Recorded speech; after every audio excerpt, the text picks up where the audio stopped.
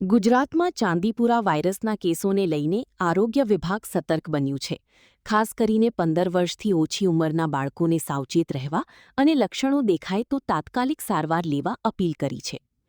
Chandipura virus એક ગંભીર ચેપી રોગ છે, જે મુખ્યત્વે 15 વર્ષથી ઓછી ઉંમરના બાળકોને અસર કરે છે.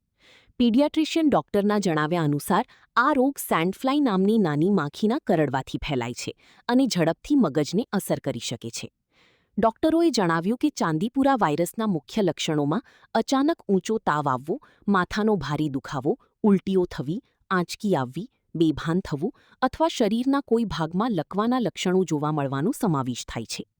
તેમણે માતાપિતાને બાળકોને સંપૂર્ણ શરીર ઢંકાય તેવા કપડાં પહેરાવવા, મચ્છર અને માખીથી બચાવ માટે રિપેલેન્ટ ક્રીમનો ઉપયોગ કરવા તેમજ આસપાસના વિસ્તારમાં ગંદકી અને પાણી ભરાવા ન દેવાની સલાહ આપી છે.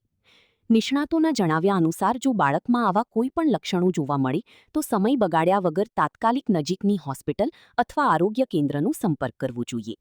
સમયસર સારવાર અને સાવચેતી જ આ રોગ સામે સૌથી અસરકારક બચાવ છે. અત્યારે જે ચાંદીપુરા વાયરસના જે કેસ જોવા મળે છે એ મોસ્ટલી 9 મહિનાથી લઈને 14 વર્ષ સુધીના બાળકોમાં જોવા મળી રહ્યા છે. એમાં તો સૌથી વધારે તો આપણને સિમ્ટમ્સ કહીએ તો એમાં સૌથી વધારે તાવ છે, પછી વોમિટિંગ થવી, વીકનેસ આવવી, બાળક ઢીલું પડી જવું અને વધારે પડતા સિવિયર કેસમાં ખેંચ આવવી અને ARDS એટલે કે શ્વાસમાં તકલીફ પડવી અને વધારે પડતા કેસમાં ગંભીર કેસમાં બાળક વેન્ટિલેટર પર પણ જવાની શક્યતા હોય છે. સૌથી પહેલાં તો આપણે સ્વચ્છતા જાળવવી જોઈએ. જે મચ્છરનો ઉપદ્રવ છે એ આપણે અટકાવવો જોઈએ, કેમ કે મચ્છર અને માખીથી આ રોગ ફેલાય છે. એટલે ફૂલબાઈના કપડાં પહેરાવવા જોઈએ.